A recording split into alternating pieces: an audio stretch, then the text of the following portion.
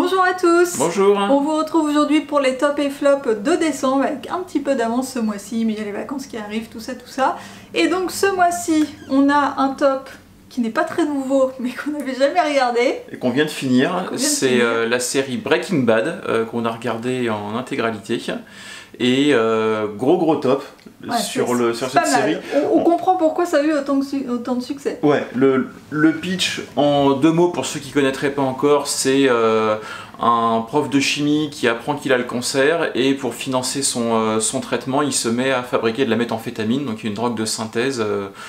Tout ça se passe aux États-Unis et voilà, c'est le point de départ du film. Il se passe énormément de choses. Ce qui est extrêmement bien pensé, c'est l'évolution du personnage principal qui au début est assez timoré. C'est un bon père de famille qui se lance dans la délinquance et qui au fur et à mesure des saisons devient de plus en plus dur et de plus en plus acculturé au banditisme dans lequel il a versé.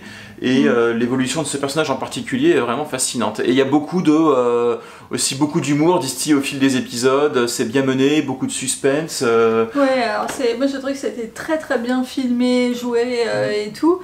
Ce qui est, en fait, on a l'impression de voir ses voisins, quoi. Finalement, c'est ça qui est, enfin, c'est le côté un petit peu dérangeant, j'ai trouvé de cette série, c'est que c'est tellement bien fait que c'est ça. T'as l'impression de voir tes voisins, quoi. J'irai peut-être pas jusque là, mais mais en tout cas, non, mais en tout cas, c'est très addictif et oui, avec plusieurs années de retard, on a vraiment compris pourquoi cette série était aussi bien.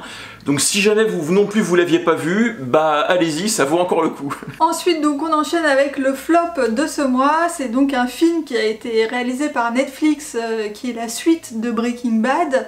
Ça s'appelle El Camino et ça raconte l'histoire de Jesse, donc qui est un des acolytes du personnage principal de Breaking Bad. Mais moi j'ai pas du tout accroché sur ce film, je trouve qu'il se passe pas grand chose. Quand on vient de finir la série, en fait c'est un peu décevant parce que la série il se passe plein de trucs de malade tout le temps. Et là, bon, on est content de voir ce qui se passe. En fait, ça se passe immédiatement après la fin de la série. Et en ça, c'est intéressant qu'on vient juste de la finir. Mais c'est pas un bon film. Le film n'a aucun intérêt. Non, le film n'a aucun intérêt. C'est un peu plat. Et en plus de ça, le film a été tourné 6 ans après la fin de la série, et les acteurs ont quand même un petit peu changé, et on a compris quand même des petits coups de vieux, et qui ont pris quelques kilos aussi. Ouais. Ensuite, toujours sur Netflix, on a regardé un film donc, qui est assez connu, mais que moi j'avais jamais vu, qui s'appelle No Pain No Gain. Donc c'est un film avec Dwayne Johnson. Et Mark Wahlberg. Voilà. C'est un film qui est inspiré d'une histoire vraie, et donc ça raconte l'histoire de profs de sport dans les salles de sport, qui décident un jour de braquer un de leurs clients qui est très riche, et en fait ils le kidnappent et ils veulent le forcer à signer des papiers où le monsieur qui est très riche leur lègue tous ses biens, tout son argent et tout ça. C'est même pas il leur lègue, il leur donne immédiatement, avec effet immédiat, c'est un transfert de propriété. Alors le scénario est absolument incroyable, digne des meilleurs scénarios Netflix, sauf que ce sont des vrais événements qui se sont vraiment passés comme ça, et il y a vraiment des moments où on se demande si c'est le film qui est romancé ou pas, et là on a une petite note qui nous dit oui ça s'est bien passé comme ça. Il y a des inserts qui disent still a true story. Et effectivement, quand on voit comment les mecs ont fait n'importe quoi, en sachant, déjà c'est assez rythmé, c'est bien filmé, c'est marrant en soi, mais en sachant en plus que c'est une histoire vraie, on est complètement halluciné en disant non, il y a des mecs qui ont vraiment fait ça, qui sont barrés à ce point-là, qui sont bêtes à ce point-là aussi par moment. C'est ça. Alors, on peut pas vous révéler les moments complètement invraisemblables, mais ça vaut vraiment le coup de le voir. Vraiment, on est resté scotché sur le canapé, quoi. Et pour la suite, on va vous raconter nos dimanches soirs pendant le confinement, puisque est passé à la télévision les différents James Bond avec Daniel Craig, c'est ça, c'est son nom. Ouais. Oui, tout à fait. Tous les James Bond avec Daniel Craig, moi je trouve qu'ils sont assez inégaux quand même. Moi j'ai beaucoup aimé donc Skyfall que j'avais déjà vu au cinéma, et Spectre, mais pour le coup Spectre je l'avais pas vu, donc c'est la suite de Skyfall. Mais par contre ceux d'avant, donc Casino Royale, Code of Quantum, et il y en a un autre. Quantum of Solace. Code of Quantum, c'est la série des années 80 oui. avec Scott Bakula. Rien à voir. Bon, bref, voilà.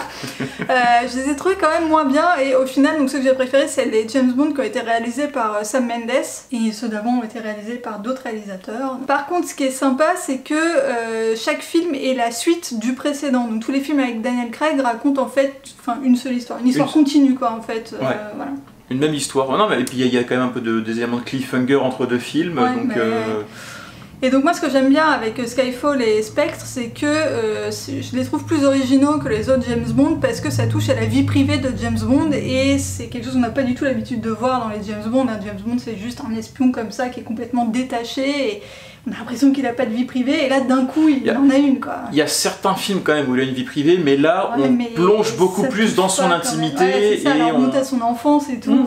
Et on est plus proche aussi du personnage du roman à la base, qui a beaucoup de faiblesses humaines, qui est complètement alcoolique, qui est très misanthrope, alors que le James Bond des films qu'on a connu avec Sean Connery et les autres est beaucoup plus lisse, beaucoup plus bout en train.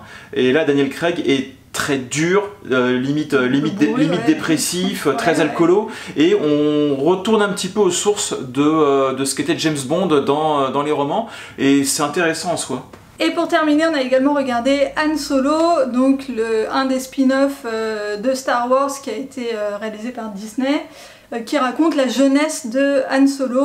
Donc je l'avais déjà vu au cinéma, et je pense que je vous en avais déjà parlé dans un précédent Top et Flop. Moi j'avais bien aimé ce film, je trouve que l'histoire est cohérente, qu'on s'imagine bien Han Solo avoir eu cette vie-là avant de le découvrir dans les films de Star Wars. C'est que c'est dangereux quand même de parler de Star Wars sur YouTube. Hein. Pourquoi ? Parce que si tu dis que t'aimes bien, les gens qui n'ont pas aimé vont te tomber dessus, et si tu dis que t'as pas aimé, les gens qui ont aimé vont te tomber dessus. Là c'est un terrain miné. Une chaîne avec assez d'audience. Ouais, bref, pense-y à l'avenir, parce que quand tu seras célèbre, si les gens tombent là-dessus... Je devrais retirer cette vidéo. Eh ben oui. Et donc voilà, c'est tout pour ces top et flop. Comme d'habitude, dites-nous dans les commentaires quels sont vos top et flop du moment. Et puis voilà, c'est tout pour nous pour aujourd'hui. On vous retrouve très vite avec un bonus des top et flop pour vous présenter le best-of des top et flop 2020, puisque cette année on a quand même eu le temps de regarder beaucoup de films et beaucoup de séries. Absolument. Donc voilà, on vous dit à très vite. Bye bye. Bye bye.